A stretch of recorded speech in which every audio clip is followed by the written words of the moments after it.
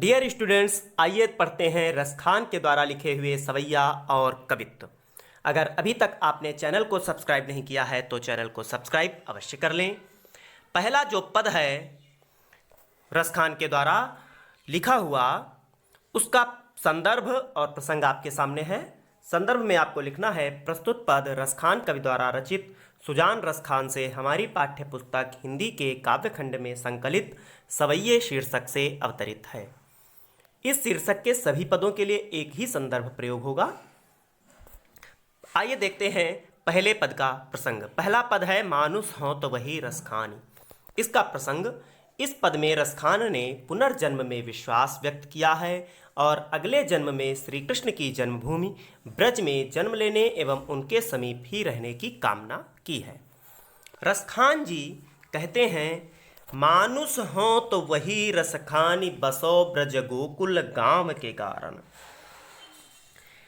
रसखान जी कहते हैं कि मृत्यु के पश्चात यदि मेरा जन्म फिर से मनुष्य के रूप में हो तो मेरी यही कामना है कि मैं ब्रज और गोकुल गांव के ग्वालों के बीच में निवास करूं। जो पशु हो तो कहा बस मेरो, यदि मेरा जन्म पशु के रूप में हो तो मेरा कोई वश नहीं है और मेरा इतना ही कहना है कि चरों नित नंद की धेनु मझारन, कि मैं नित्य प्रति नंद की गायों के बीच में चरने वाला हूँ। पाहन हो तो वही गिरि को, यदि मैं पत्थर का टुकड़ा हूँ तो मैं उसी गिरि अर्थात पर्वत का टुकड़ा हूँ जो धर्यो कर छत्र पुरंदर धारण, जिसको इंद्र के गर्व को चूर करने के लिए कृष्ण ने अपनी उंगली पर धारण किया था, अर्थात गोवर्धन पर्वत का टुकड़ा हूँ। जो खग हो तो बसेरो करो, यदि मैं पक्षी के रूप में जन्म लूँ तो मेरा निवास यमुना के तट पर कदम्ब की डालों के ऊपर हो। इस पुनर्जन्म में विश्वास रखते हुए रसखान जी ने ये बातें कही हैं। आपको इस पद की संदर्भ प्रसंग व्याख्या और काव्यगत सौंदर्य अपनी कॉपी पर नोट करना है। काव्यगत सौंदर्य आपके सामने है कि कृष्ण के प्रति असीम भक्ति को प्रदर्शित किया गया है। ब्रज भाषा, मुक्तक शैली, शांत एवं भक्ति रस और सवैया छंद। दूसरा पद, जिसका प्रसंग कि इस पद में कवि ने बालक कृष्ण के मोहक रूप का चित्रण किया है। श्री कृष्ण के सौंदर्य को देखकर एक गोपी अपनी सखी से उनकी सुंदरता का वर्णन करती है और कहती है, आज गई हुती भो रही हूँ, रस खाने रही वही नंद के भव नहीं। कि आज प्रातः काल मैं कृष्ण के प्रेम में मग्न हुई नंद जी के भवन में पहुंच गई। भवन नहीं माने घर।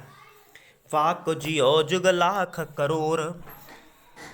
वह सखी कहती है कि उनके पुत्र श्री कृष्ण लाखों करोड़ों युगों तक जीवित रहें। ऐसे पुत्र को प्राप्त करने पर यशोदा जी को जो सुख प्राप्त हुआ है उसका वर्णन नहीं किया जा सकता। तेल लगाई लगाई कई अंजन भौं बनाई बनाई डिठो नहीं। वे अपने पुत्र श्री कृष्ण के शरीर में तेल लगाकर, आंखों में काजल लगाकर, भौहें संवारकर और माथे पर नजर का टीका लगाकर और डारी हमेल निहार निहारत, हमेलनी अर्थात गले में, उनके गले में हार डालकर वारत जो पुचकारत छो नहीं। वे बार बार उन पर बलिहारी जा रही थीं और अपने पुत्र कृष्ण को पुचकार रही थीं। इस पद में माता यशोदा के वात्सल्य भाव और श्री कृष्ण के प्रातःकालीन श्रृंगार का अनुपम वर्णन है। ब्रज भाषा, चित्रात्मक और मुक्तक शैली, वात्सल्य रस, सवैया छंद, यमक, अनुप्रास और पुनरुक्ति प्रकाश अलंकार का प्रयोग हुआ है। इसके बाद हम देखते हैं तीसरा पद। तीसरे पद में भगवान कृष्ण के बाल सौंदर्य का बड़ा ही मनोहारी वर्णन प्रस्तुत किया गया है। कवि रसखान जी कहते हैं कि धूरी भरे अति शोभित श्याम जू तैसी बनी सिर सुंदर चोटी। बहुत सुंदर पद है, इसलिए आप इसको भी कॉपी पर नोट करेंगे। कि धूल से सने हुए बालक कृष्ण अत्यधिक सुंदर लग रहे हैं और वैसे ही उनके सिर पर सुंदर चोटी बनी हुई है। खेलत खात फिरे अंगना पग पैंजनी बाजत पीरी कछोटी। वे अपने घर के आंगन में खेलते और खाते हुए घूम रहे हैं। पैरों में पायल बज रही हैं और उन्होंने पीली लंगोटी पहन रखी है। कछोटी माने लंगोटी या कच्छा। वा छवि को रस खानी बिलोकत वारत काम कला निज कोटि। श्री कृष्ण की इस सुंदरता को, छवि माने सुंदरता को देखकर कामधेव भी अपनी करोड़ों कलाओं को न्यौछावर कर देते हैं और कहते हैं, आगे सखियां जो बोल रही हैं, काग के भाग बड़े सजनी हरि हाथ सोल गयो माखन रोटी।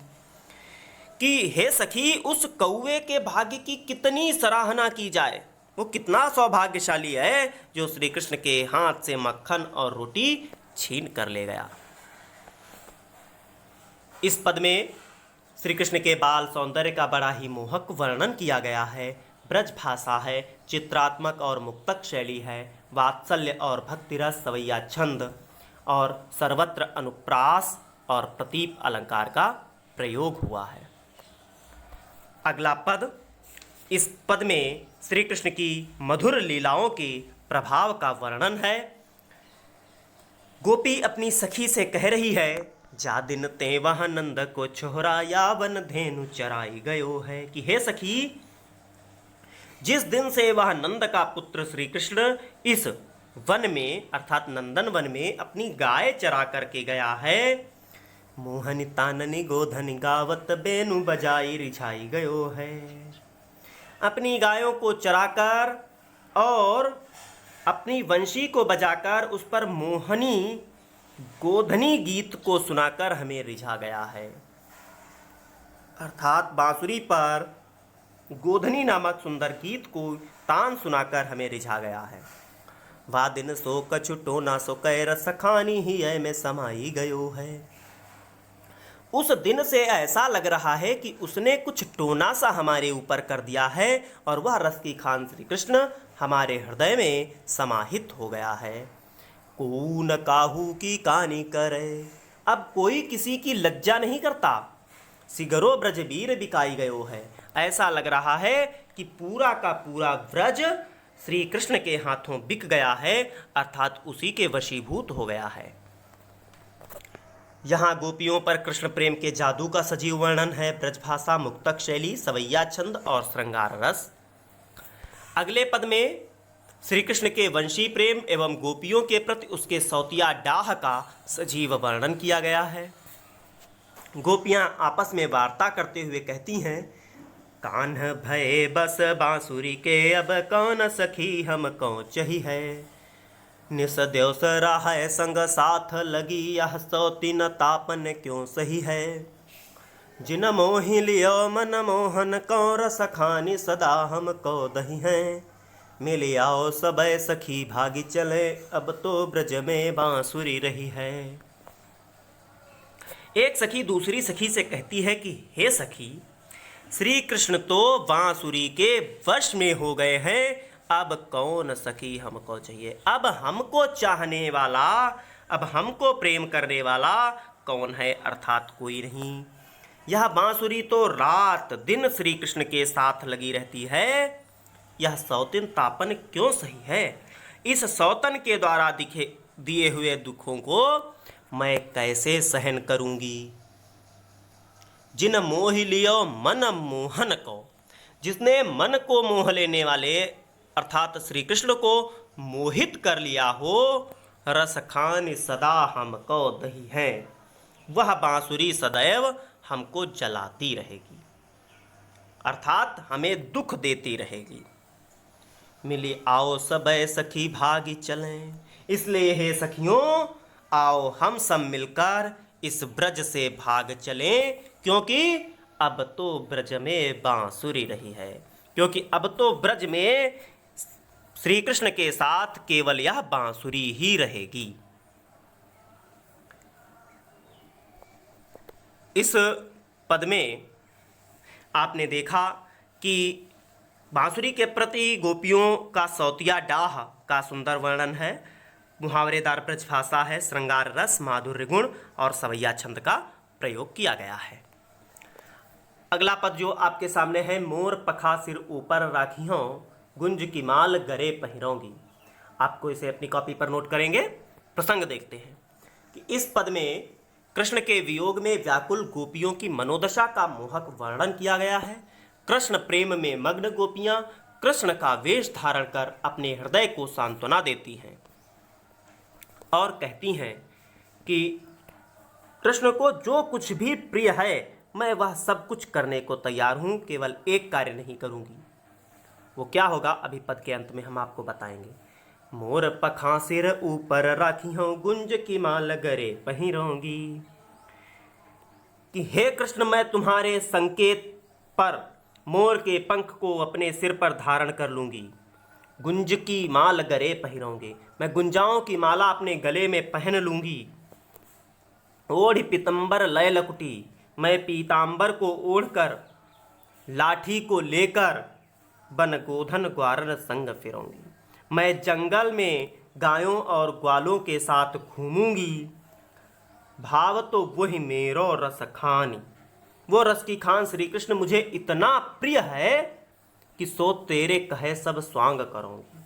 इसलिए मैं तुम्हारे कहे हुए सारे कार्य कर लूंगी। या मुरली मुरली धर की, अधरान धरी अधरा न धरूंगी।